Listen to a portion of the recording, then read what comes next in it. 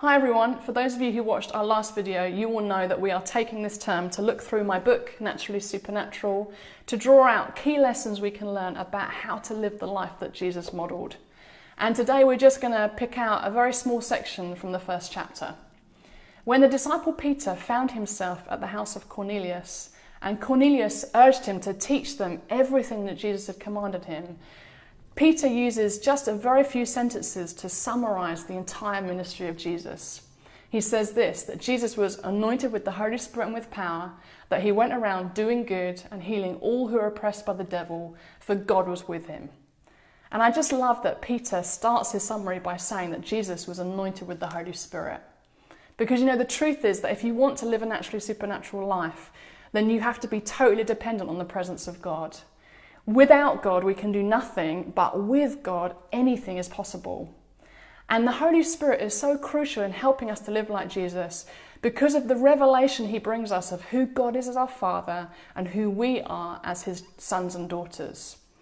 The Apostle Paul in Romans chapter 8 tells us that it's the Holy Spirit that first and foremost enables us to connect to God as Father. It's the Holy Spirit that allows us to cry, Abba, Father. But it's also the Holy Spirit who testifies with our spirit that we are his dearly loved sons and daughters. And these two revelations are really crucial if we want to live like Jesus, for a number of reasons, but let me just give you a couple. First of all, when you understand who God is as your Father and you understand how much he loves you, then you are able to then give that love away to the people you meet. And at the core of living a naturally supernatural life is loving the person in front of you.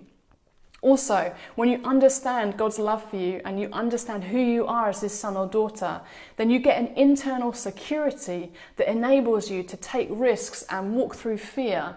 And you can know peace no matter what happens because you know that God still loves you and your identity doesn't change.